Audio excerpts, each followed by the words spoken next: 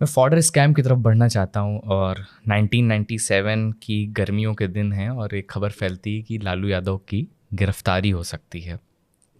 कैसे पता चला, मतलब ये चारा घोटाला इतनी बात होती है, कैसे आया था सामने? 96 की बात है, तब तक लालू 1990 में आप देखेंगे लालू के फेस पे चुनाव नहीं जीता गया था। लालू बस एक्सीडेंटल चीफ मिनिस्टर बने थे।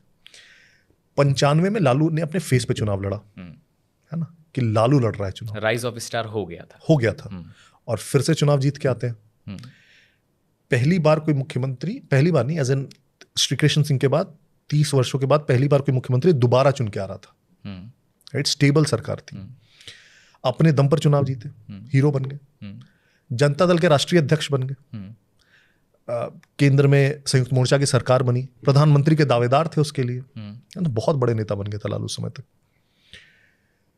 97 में क्या हुआ लेकिन कि वीएस दुबे एक सेक्रेटरी है, फाइनेंस सेक्रेटरी थे उस समय, तो उन्होंने जब एक्सपेंडिचर्स चेक करना शुरू किया तो देखा कि यार हम कुछ ऐसा बहुत बड़ा डेवलपमेंटल वर्क्स तो कर नहीं रहे, फिर भी अपने जो सारे कर्मी उनको पैसे तक नहीं दे पाते। अच्छा। तो बहुत अक्सर न्यूज़ आती रहती है कि इनका वेतनमान लंबित है, क्लर्क्स का वेतनमान लंबित है, टीचर्स का, डॉक्टर्स का, and this is a regular phenomena and it used to happen then in Bihar. हर दूसरे दिन न्यूज़पेपर में आपको यही पढ़ने को मिलता कि उनका वेतनमान 8 महीने से लंबित है तो उनका 25 महीने से लंबित है। तो उन्होंने कहा मुझे समझ में नहीं आया कि कहाँ से पैसे जाते कहाँ हैं फिर हमारे। ठीक बात। तो उन्होंने कहा मैंने सारे डिपार्टमेंट्स के एक्सपेंसेस को टैली करना स्टार्ट किया, तो मुझे वेटरनरी में थोड़ा सा कुछ गड़बड़ लगा कि यार एक्सपेंसेस बहुत ज़्यादा है। तो उन्होंने एक लाइन ऑफ फैक्स किया सारे डीएम्स को कि अपने अपने यहाँ के वेटरनरी डिपार्टमेंट के एक्सपेंसेस चेक करो। राइट, तो सारे डीएम्स ने चेक किया, उसमें अमित खरे चाईबासा के डिस्ट्रिक्ट कलेक्टर तभी होते थे, और अमित खरे अभी पीएमओ में है। Right, very upright officer.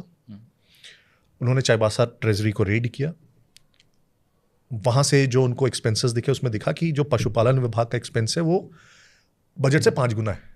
अच्छा। एंड 5 गुना ही नहीं है, सिर्फ उसके जितने बिल्स वाउचर्स हैं सारे फेक है ना। उसमें एक स्कूटर का नंबर है, बहुत इंटरेस्टिंग है, स्कूटर का नंबर है जिसको दिखा दिया गया है कि इससे गाय ट्रांसपोर्ट हुई है। राइट, तो वैसे वैसे उसमें बहुत फनी या जो भी दुर्भाग्यपूर्ण आप जो भी उसको बोल सकते हैं, उनको वहाँ पे लीड्स मिले। फिर बाकी ट्रेजरीज में भी रेड हुई, दुमका में हुई, बाकी जगहों पे भी सिमिलर इंस्टेंसेस मिले। तो समझ में आने लगा कि ये बहुत बड़ा कुछ खेल चल रहा है। जब उसकी डेप्थ में गए तो पता चला कि ये 900 करोड़ रुपए का घोटाला है। राइट, आनंद फानन में लालू ने कहा अरे ये घोटाला तो हम ही ने निकाला है, तो उन्होंने एक 1 मैन कमीशन बना दिया कि इसकी जांच की जाए। और जो वीएस दुबे थे ये तो बिहार सरकार के साथ ही काम कर रहे होंगे। जी, सेक्रेटरी थे। तो उन्होंने इंटरनली अपना फॉर हिज ओन राइट, लेकिन तब तक ये बाहर आ चुका था। तो 1 मैन कमीशन बना दी गई। तो 1 मैन कमीशन जिसकी बनाई गई उसी 1 मैन का नाम आने लगा फिर उस कैम्प में। अच्छा। राइट, तो फिर और भी हल्ला होने लगा राइट कि कुछ तो है। तो फिर जब बहुत प्रोटेस्ट, बहुत इस पर लाइमलाइट आ गया तो केस को सीबीआई को ट्रांसफर करना पड़ा। ठीक। राइट, एक बार सीबीआई के हाथ में चली गई, उस समय देवगौड़ा पीएम हुआ करते थे। देवगौड़ा का पुराना रंजिश था लालू से, तो देवगौड़ा ने सीबीआई को काम करने दिया। सीबीआई हाईकोर्ट के मॉनिटरिंग में जांच करती रही। फिर आई के गुजराल बने पीएम। आई के गुजराल बहुत इंडेटेड थे लालू के। लालू ने उन्हें पटना से चुनाव लड़वाया था, फिर राज्यसभा भेजा था। तो आई के गुजराल से उन्होंने बहुत रिक्वेस्ट भी किया कि इसे थोड़ा सा मुझे बचाया जाए। लेकिन जोगिंदर सिंह सीबीआई के डायरेक्टर थे, उन्होंने साफ साफ इनकार कर दिया। उन्होंने कहा कि सीबीआई का डायरेक्टर हूँ और कोर्ट मॉनिटर्ड जांच है। प्रधानमंत्री का, and I have coated that in the book, कि किस प्रकार से प्रधानमंत्री उनको फ़ोन करते हैं और वो कहते हैं कि since you are a prime minister you have no purpose to know what is going on between the high court and the CBI director. Right, home minister भी उनको फ़ोन करते हैं but he refuses to bulge. उसमें और depth में जाते जाते हैं समझ में आने लगता है कि बहुत बड़ा स्कैम है। एंड तब तक बहुत बड़ा वो पब्लिक स्कैम हो जाता है टू बी कंटेन्ड, और कोई ऑप्शन नहीं बचता है बट टू चार्जशीट होता है लालू पे। गवर्नर से परमिशन लिया जाता है, सेंट्रल फोर्सेस पटना में डिप्लॉय किए जाते हैं। लालू के समर्थकों को अंत तक विश्वास नहीं होता है कि कोई लालू को गिरफ्तार कर सकता है। सोचिए एक ऐसे राज्य में जहां लालू के लिए सब पीकदान उठाते हो, जहां लालू के बोले बिना एक पत्ता नहीं हिलता हो, उस राज्य में कोई लालू को कैसे गिरफ्तार कर लेगा? वो भी जब वो एकदम अपने पीक पर है। पीक पर है, one of the most powerful person in the country, not just Bihar. Right, सरकार चला रहे हो केंद्र की, है ना। तो लालू को कोई कैसे गिरफ्तार कर सकता है? It was like beyond imagination for anyone, and I have quoted some lines in the book कि लालू को कोई कैसे हाथ लगा लेगा. But every great man has his downfall. He was arrested. वो क्या किसी तरीके से तैयार थे? उनको था लालू यादव को इंक्लिंग हो गया था मेरे ख्याल से. इंक्लिंग हो गया था क्योंकि ही न्यू कि बहुत लूज एंड्स हैं और सीबीआई एक बार इंटर कर चुकी है, राइट. उनको ये भी पता था आई.के. गुजराल इसको कंटेन नहीं कर पा रहे, तो ही न्यू कि आगे ये प्रोसीड होगा ही होगा, राइट. और आज नहीं तो कल मुझे इस पे फेस तो करना ही पड़ेगा. अरेस्ट होता या क्वेश्चनिंग होती, जो भी होती, मुझे फेस करना पड़ेगा. तो ही हैड दैट इंक्लिंग, और इसलिए मेरे ख्याल से ही वॉज रेडी. और इमीडिएटली उन्होंने अपनी पत्नी को, जैसी वो अरेस्ट की बात आई, विधायक दल की बैठक बुलाई, अपनी पत्नी को मुख्यमंत्री घोषित किया और he went to the jail. ये राबड़ी जी के मुख्यमंत्री बनने पर हम आएंगे, लेकिन ये जो बड़ी बहस का हिस्सा है कि चारा घोटाला और लालू यादव को जो जेल होती है उसको लेकर के ये चलती रहती है कि पॉलिटिक्स में तो बहुत सारे लोगों ने करप्शन किया, बहुत सारे लोगों ने घोटाले किए, किसी के सामने आ गए, किसी पे जांच चलती रही, कोई छूट गया.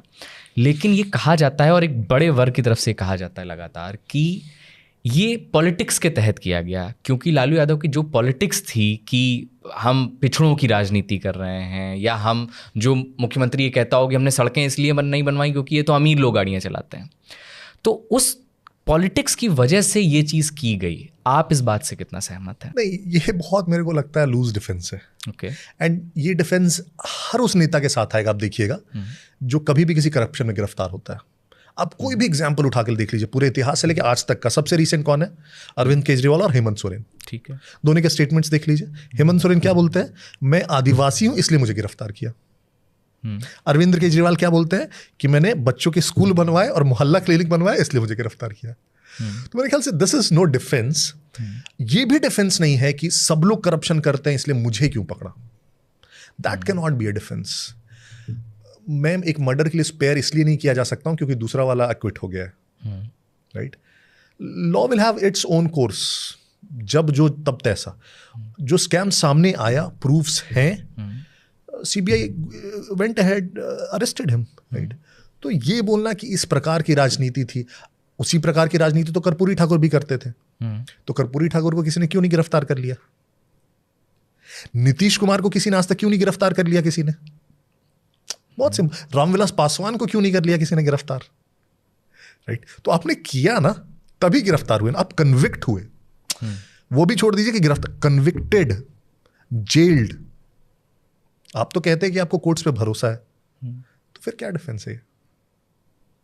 One of the few politicians was convicted of such a major scam and jailed.